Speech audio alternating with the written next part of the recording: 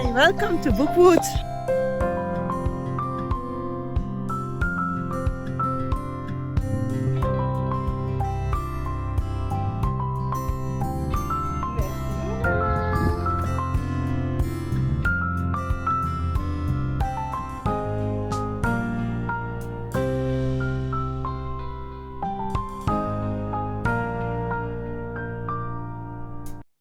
I'm glad you chose to spend some time with me.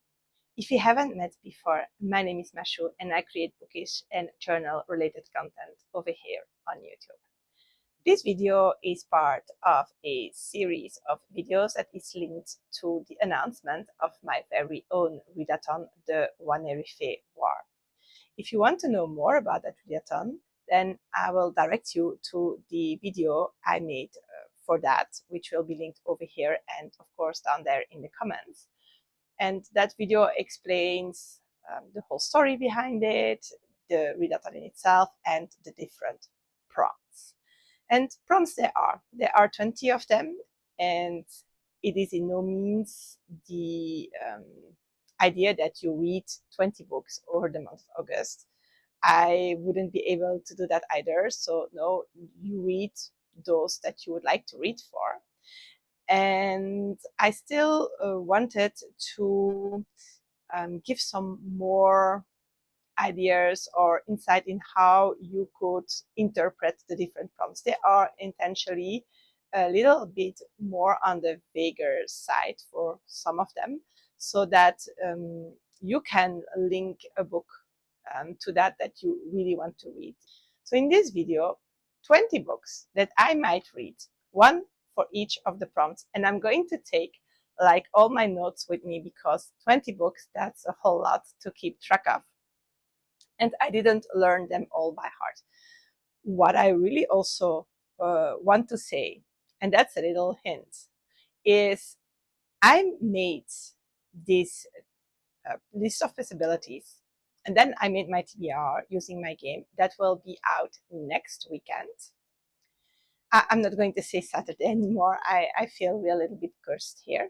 But, and I will explain in that TBR video how I'm going to read.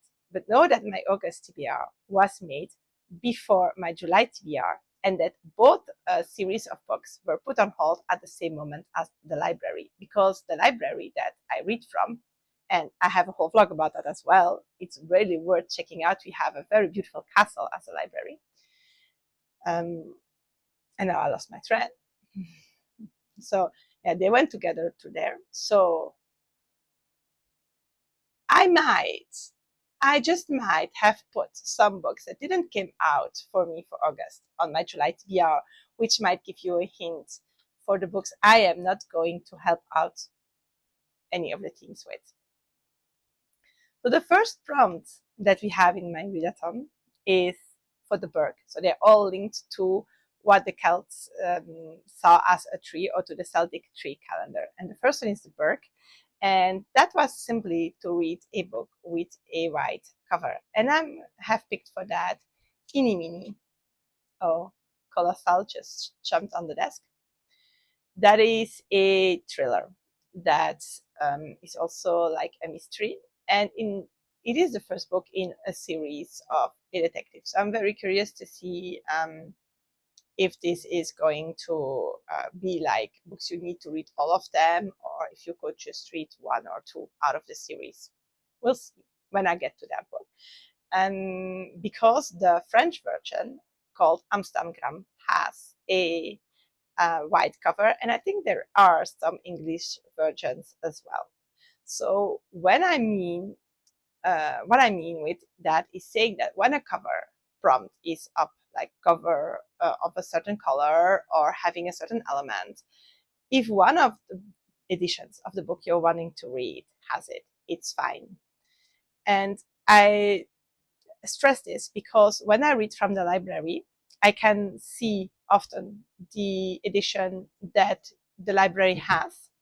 But when I put it on hold in the system, it might come from different libraries and they might have different editions. So I don't always get the edition that I thought I would get. And then the cover might change. So if you have a prompt with a cover element, if one edition has it, every other book is fine. I hope I was able to explain that right. The second book, or the second prompt, is for the Rowan or the protection trope. And I put on there Evergreen Legacy, which is the third book in the Magical Botanists series, which is KU, or at least for me. This is a cozy fantasy series, and the protection in this one is that it's a group of students that set out to save their academy, not from closing, but from mingling in by some board that really wants to change the way the academy functions and approaches the magical community, and they do not agree with that. So they protect their values and the values of their academy. It's difficult to tell more about this book, but I think it is very interesting in the way the magic works. A little bit vague, but then also very magical. It's an academy I certainly would like to attend. So if you get the chance, it's books I highly recommend. The third prompt was for the alder, or to have a bird on the cover. And for that, I picked, and now I'm going to look, because I have my list with, yeah, I also used it as a piece of scrap paper, with the French titles. So I need to get my translations. And so that would be A Resistance of Witches, which is an historical fantasy. And the French edition, if I'm not mistaken, it is the French one, has a bird on the cover, a very tiny one. So that shows also that it doesn't have to be prominent. The book is about a coven, an academy of witches during World War II that sets out to find a very powerful grimoire, so that one, it doesn't fall in the hands of the Germans, and two, maybe they can use it against them or something like that. And they get infiltrated, if I saw it well. And then one and only witch is hanging on to this quest. And I thought that was an interesting take on magic, especially because there are some rumors that during the Second World War, witches would have protected Britain. So playing on that idea, I thought might be interesting and a fun read. The fourth prompt is for the Willow, and that is a story set near water, or in which water is important. And on that one, I had put in Si les chats pouvaient parler. So you know that I will not be reading for that prompt, since this book has been read for TBR-athon in July. And I will just say it is a mystery, or it's a contemporary cozy-ish mystery set on a cruise ship. And if you want to know more, then you can always go and check out my TBR-athon vlog about that book. It is not available in English, but it is in several other languages. The fifth prompt was for the Ash, and it is a book with different timelines.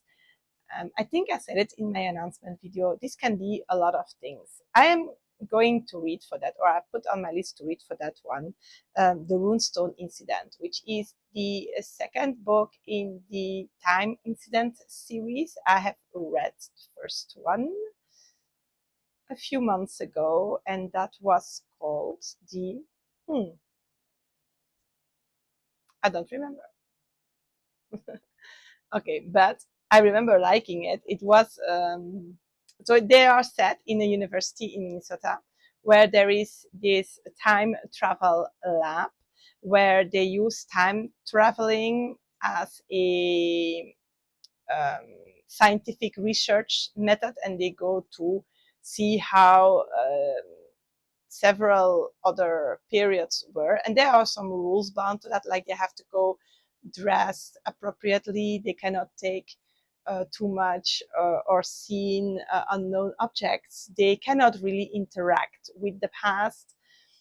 And in the first book, we were sent back to Pompeii because someone went missing, and they found out that he was lost in time, so they went to look for this person and also how it came that this happened. And it ended a little bit on a cliffhanger with something about a runestone. And the second book is going to dive into the 14th century's Vikings in the USA, if I'm not mistaken, again to find out what is happening. I really like the mix of sci-fi, historical realness, and fantasy and mystery in it all. And I'm looking forward to read the second one. This is also KU, by the way. The sixth prompt is Hawthorne, an academic setting. And for that, I have chosen This Book Kills. Any dark academia would do. I decided to go with this mystery thriller in which a girl from a minority descent has written a short story in which in a school somebody is killed. And then a richer boy from her school turns out to be killed in exactly that way. Of course, all suspicion turns to her, and she has to find out who the real murderer is before that she is blamed for what happened. I thought this might be quite an interesting school story. The seventh prompt for the oak was a book with a door on the cover, and for that I have picked a book called Boots at Blackthorn Hall. It is also KU for me, and I haven't heard anybody talking about it. It's a book that I saw browsing to new books in KU, and it is about an American who inherits an Victorian English cottage, and he goes there and he's trying to fit in, I would say, and to uncover a family mystery whilst doing so. And it seems that this house has a memory of its own. I feel that would be the third, like, living house book I read in a short time, but it seems to be something that's quite interesting to me right now. The eighth tree was the Holly, and for that we need a book with a conflict in the story. And like I said, a breakup is a conflict. It doesn't need to be a war. But I have picked, and I need to look for the English title, Dragons of Winter's Night, which is a classic fantasy D&D styled.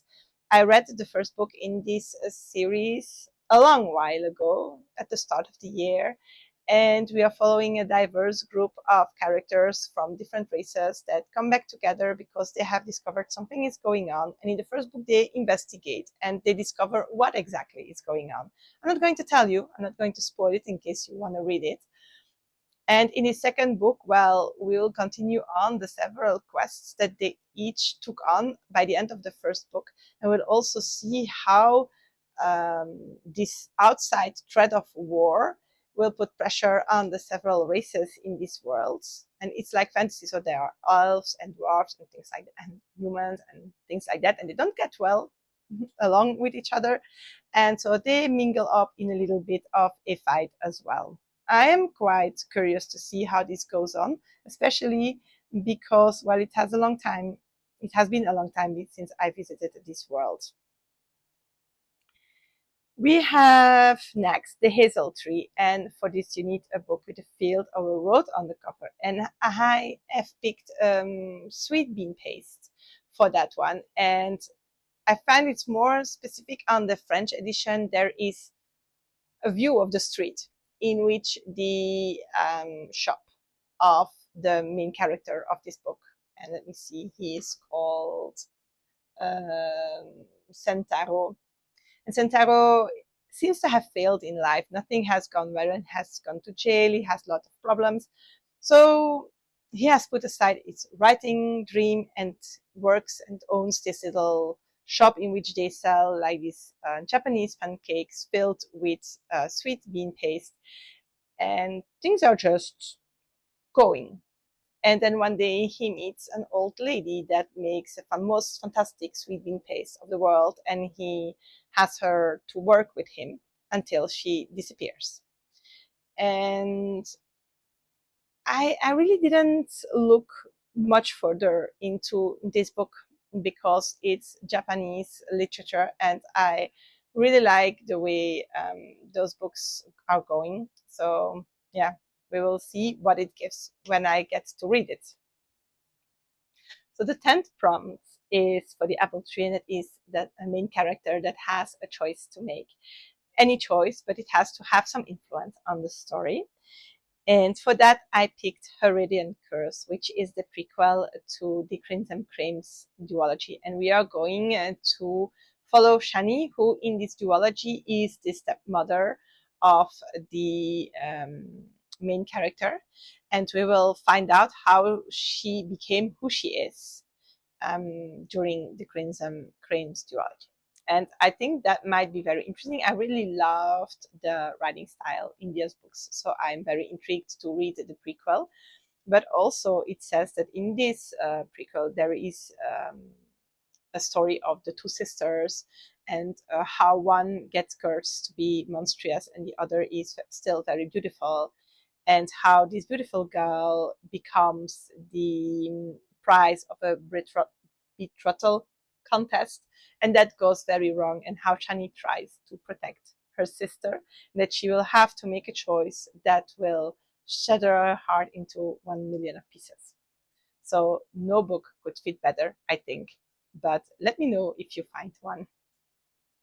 The 11th prompt for the vine is to have a crop of fruit on the cover. And for that, I picked Breda, and I really hope this is grain and not grass. It's like the only one on my wanting to read list that could fit, strangely. But it is what it is. In this book, it's by one of my favorite authors, Paulo Coelho, and I haven't read anything by him for a very long time. And I wonder how that was possible. Maybe because his backlist is not on my wanting to read list yet. And we are traveling to Ireland, where a young girl is trying to find more knowledge about magic. She has been interested, she has been dipping her toes into little pieces of it, but she really wants to get into it. And the further she goes and the more people she meets, she will have to find a balance between her desires and her relationships. That's all it said, and basically I don't need to know more, so we'll see if I get to read that. I hope so. The 12th prompt was for Ivy, and that was to be in search for something. And the ivy symbolizes mostly the search for oneself, for who we are. And so I picked a book that it's called The Book of Form and Emptiness. It is a literary fiction, if I'm not mistaken. And in this book, we are meeting Benny, who is 14, and his father passed away. And since that moment, he's hearing voices coming from objects. His mother, on the other side, is hoarding a lot of stuff since her husband died. And so the more and more voices coming into the house, the more Benny is purchased by them. And he ends up fleeing to the library, where he will meet two people who will be of very importance to him, but also a book that is telling him his life. And he will learn how to listen, to be, to see, something in that order. And that will bring him back to himself, but also back to his mother. So both are somehow in search and in need of some healing, and they will end up finding it through everything that happens in this story. And I was very intrigued by that. So let's see how that goes. The 13th tree, or that's more a plant, called Read, is a book about finding out the truth, and I put in there The Lighthouse Witches. It's on my wanting to read list for quite a while. And in this book, we are going to follow Luna, who her mother and two sisters disappeared when they were spending time at a Scottish lighthouse where her mother was painting a mural painting. And they were told that this lighthouse had been used as a prison for witches and that there was something going on there. And after 22 years after the events, one of the sisters turns up and she's still exact the same age as the day that she went missing. So Luna has to go back to this lighthouse and find out the truth of what happened to her family. So they are looking for a truth. And I especially didn't want to put like a crime story there to have something else to inspire that looking for the truth is not always looking for who done it, but it can also be, like I said in my announcement video, a nonfiction book to discover some more knowledge about something. The 14th prompt for the Blackthorn is to read a book with a witch or an old woman, and we established that she had to be more than 50 so that I don't feel old. And I have put in there a sorceress comes to call. I saw that it's translated to French. Yay! Because almost none of the King Fisher's books have been translated, and I really hope this will set off like a massive translation vibe for her books, because I like them a lot. But they are not always easy to get to for me. In this book, we are going to meet Cordelia, and she is the daughter of a very strange woman who is said to have magical powers and who has a very strange way of raising her daughter. And one day they have to leave because of some strange murder happening in the village, and before they are really get accused of being the murderer. And on their way, they come across this castle inhabited by a man and his sister. And Cordelia's mother decides that this man is going to make sure that for the rest of their life, they will never be in need again. And Cordelia, together with the man's sister, will try to save this man from her mother's enchantments. So a sorceress is said here in French. This book is Quand vient la sorcière, and sorcière literally translates to witch. So sometimes the prompt can also just be a word in the title, for example. But I guess that the sorceress is a witch in this story. The 15th prompt for the elder is a creature from the other world. The other world can be a lot of things, like I said in the announcement video, and I went with a book called, and I need to spy, yes, Girl, Goddess, Queen. In French it's called, and I translated, The Queen of the Underworld. So it's a completely different title. And this is a Hades and Persephone retelling. It is set to hell with love. This goddess has other plans. And then it continues on explaining that Persephone didn't or wasn't abducted into the other world by Hades, but that she jumped into it, trying to avoid to being married off. And that now all she has to do is to convince Hades, the beautiful, intriguing Hades, to tune in to her plans.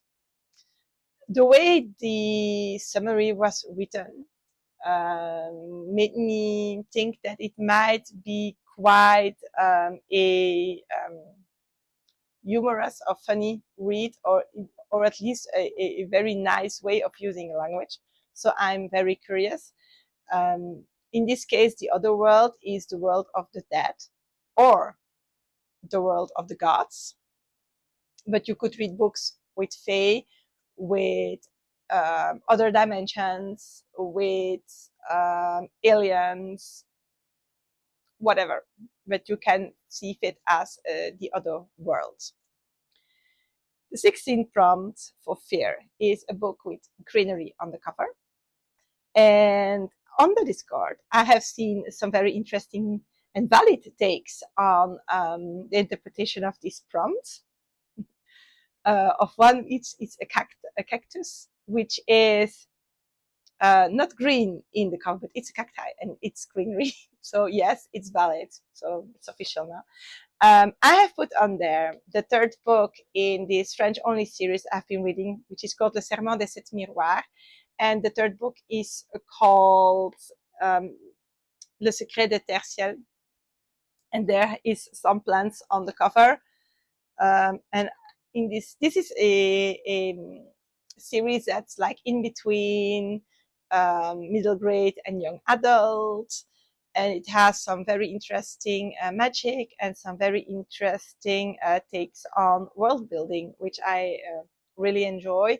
It's a world in which the world has divided into like the world and then floating islands, and every people, or because they're all humans, but every type of humans have like their specific magic. It's linked to something very specific, like one it is books and the other it is spoken language, and then others it's memory, and then others it's the wind.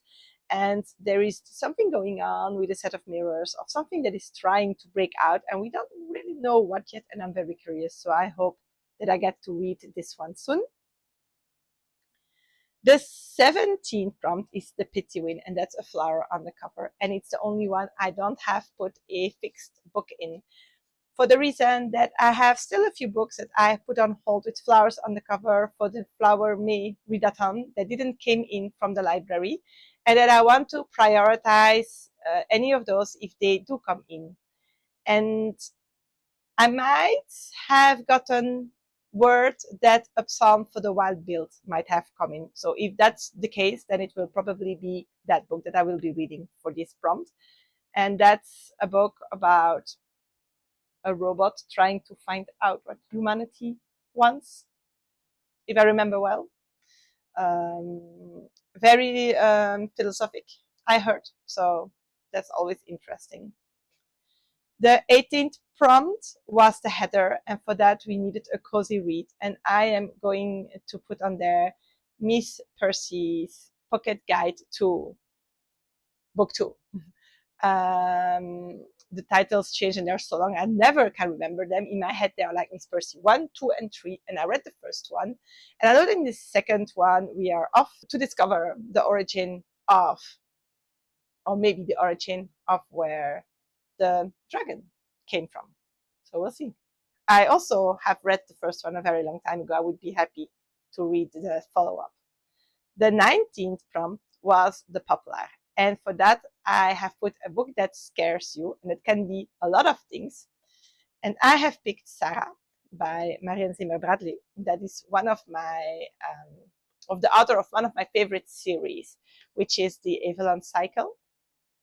And I found this book in a little free library, and it says that it is a story of this girl who inherits a family cottage on like a wilder American coast, and when she arrives there she discovers that she is the double of her great aunt who used to live there, and that this great aunt was quite feared that she might have mingled in some darker magic, and so this girl is going to find out more about that. And that sounds really right up my alley. And then I read some reviews for this book on Goodreads, and there people said that it was more leaning towards erotica than anything else, and now it scares me because I so loved the Avalon Cycle, and I am a little bit afraid that this book would take down a little bit the myth. I guess I have read another book by the same author that I did enjoy. So yeah, we'll see. But I will give it a try anyways, because I know that opinions can be very different from people to people. And then the last prompt, we made it, is You Are a Very Old Book. And on that one, I have put in Priestess of Avalon, which is a book that I have on my active TBR since last year. I started a reread project for the whole Avalon cycle, and by the end of the year, I let it slip because I felt a little bit overwhelmed with all the priority books that I had. I think I had 6 last year every month, and it was a little bit much. So I decided to let go of some of them, and the rereading of the Avalon cycle was part of that. And I said, I'm going to read it, I'm going to read it, I'm going to read it. And well, let's hope that I pick you and that I can read it, because after that one, I'm reading in, like, not in publication order, but in chronological order in the timeline of the story. So after that one, I have Mists of Avalon left, which is divided into 2 books in Dutch, because I'm reading them in Dutch because I bought them when I was a teenager living in Flanders. And so I really want to go onward with this series. But it is also, it's a book from the start of the 2000s. It's 25 years old. We can say it's an old book as well. But this can be, like I said, like the oldest book that you have on your side that you really want to read, the one you have the longest on your wanting to read list, a book that actually very old. Anything like that could work. I hope that this pile of possibilities gave you some ideas. Maybe you discover a book or two that you never heard of before, because I always try to find books that others didn't read to have something new to talk to you about. And that this might have inspired you to join if you didn't already do so. Again, all information on the readathon is down below, together with my Discord link, and you will find also all the information in the announcement and under the announcement video. I will be very happy to spend some more time with you. If you want to see other videos that I make, like, for example, my very shortly upcoming weekly vlog. And just between us, if you're participating in the readathon, you might want to follow those along to see what I might have read from this list already. Then you can subscribe to this channel. You can maybe even put on notifications so you are notified when my video comes out, and you could like this video so that other people might discover it as well. I thank you very much for all of those actions, by the way, and happy reading. See you soon.